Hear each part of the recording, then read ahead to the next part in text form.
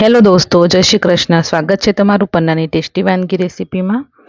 તો આજે આપણે બનાવવાના છે એકદમ ચટપટું સલાડ. જો તમે ટેસ્ટી ખાવા માંગો છો, સ્વાદિષ્ટ એવું, અને એ પણ તળ્યા વગરનું, મેદા વગરનું, બેસન વગરનું, અને હા, એકદમ હેલ્ધી જોઈએ તો તમે આ રેસીપી એન્ડ સુધી જરૂરથી જોજો.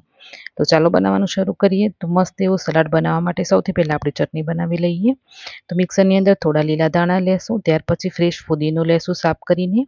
બધી વસ્તુ મેં સાફ કરી અને ધોઈને લીધેલી છે. ત્યાર પછી લેશું આપણે આદુનો ટુકડો, એ પણ સરસ ધોઈને સાફ કરીને લીધું છે. 2 જ કળી મેં લસણ નાખ્યું છે અને લીલા મરચાં લીધા છે. લીલા મરચાં તમારી તીખાસ પ્રમાણે લેવાના છે. મેં અહીંયા મીડિયમ તીખા થોડા લીધા છે. હવે 2 ચમચી આપણે ડેસિકેટેડ કોકોનટ એટલે નારિયેળનો પાવડર એડ કરી દઈશું. ત્યાર પછી આપણે સ્વાદ પ્રમાણે મીઠું લેશું. અડધી ચમચી જેટલું સંચળ પાવડર લીધું છે મેં ટેસ્ટ માટે. 2-3 ચમચી જેટલું પાણી નાખી અને આપણે ચટણીને થોડી ગાડી પીસી લેવાની. વધારે પડતી પતલી પણ નહીં અને વધારે પડતી ગાઢી પણ નહીં, એવી ચટણી આપણે પીસવાની છે. તો આટલી વસ્તુને એકવાર પીસી લેશું અને ત્યાર પછી આપણે 3 ચમચી મોળું દહીં એડ કરી અને ફરીથી આપણે ચટણીને આ રીતે મસ્ત પેસ્ટની જેમ પીસી લેવાની છે. એકદમ સરસ એવી ચટણી બનાવી તૈયાર કરી લેશું. તો ચટણીની થિકનેસ કંઈક આ રીતની રાખી છે મેં. આપણે આ ચટણીને સલાડમાં ડ્રેસિંગ તરીકે વાપરવાના છીએ. હવે સલાડ બનાવવાનું છે ને એ આપણે મગની દાળનું બનાવવાનું છે. જે થોચરા વગરની દાળ આવે ને એ લીધી છે મેં. એને 2 કલાક પાણીમાં પલાળી અને થોડી તવામાં સંચળ મીઠું અને જે સેંધવ મીઠું આવે ને એ નાખીને થોડી મેં શેકી લીધેલી છે. તમે ઈચ્છો તો બાફીને પણ લઈ શકો, પણ વધારે પડતી નહીં બાફવાની. બસ આ રીતે દાળ થોડી આખી રહે ને એ રીતે એને ચડવી લેવાની છે. ત્યાર પછી ઘણી શાકભાજી નાખીશું. શાકભાજીમાં છે ને તમને જેટલી પણ શાકભાજી પસંદ હોય ને એ તમે લઈ શકો છો. મેં અહીંયા ટામેટાં લીધા છે, ડુંગળી લીધી, કાકડી, ગાજર લીધું છે અને કોબીજ લીધી છે થોડી. એ રીતે જે પણ શાકભાજી હોય આપણી પાસે એ આપણે આમાં લઈ શકીએ. અને હા, આમાં શાકભાજીની સાથે સાથે મેં કાચી કેરી પણ ચોપ કરીને લીધી છે, જે હું બતાવવાનું ભૂલી ગઈ છું. તમે જરૂરથી લેજો.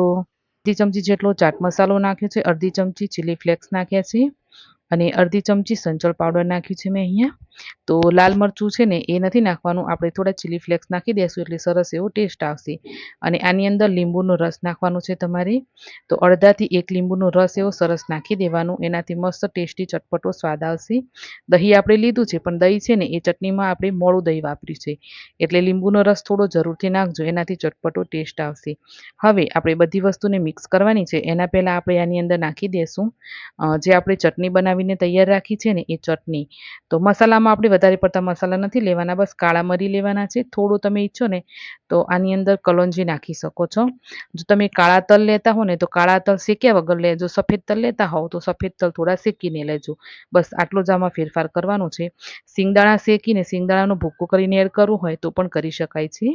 અહીંયા આપણે ચટણી નાખી દઈશું અને ત્યાર પછી લીલા ધાણા નાખીશું અને આ રીતે બધી જ વસ્તુને મિક્સ કરી લેવાની. તો આપણું મસ્ત એવું ટેસ્ટી ચટપટું સલાડ બનીને તૈયાર છે. મગની મોગર દાળનું સલાડ છે, એકદમ ટેસ્ટી લાગે છે. સાથે આ બહુ જ હેલ્ધી છે. જો તમે વેઇટ લોસ કરવા માંગો છો તો પણ તમે આ બનાવીને ખાઈ શકો છો. અને જો તમે કંઈક હેલ્ધી ખાવા માંગો છો તો પણ તમે બનાવીને ખાઈ શકો છો. ક્યારેક તમને વધારે પડતી ભૂખ લાગે, બનાવવાનો ટાઈમ ના હોય અને તમે હેલ્ધી પણ ખાવા માંગો છો તો ચોક્કસથી તમે આ સલાડ બનાવીને ટ્રાય કરજો. રેસીપી કેવી લાગી દોસ્તો, કમેન્ટ કરીને જરૂરથી જણાવજો. તો ચાલો મળીશું આપણે એક આવી જ નવી રેસીપી સાથે. બાય બાય, થેન્ક યુ, જય શ્રી કૃષ્ણ.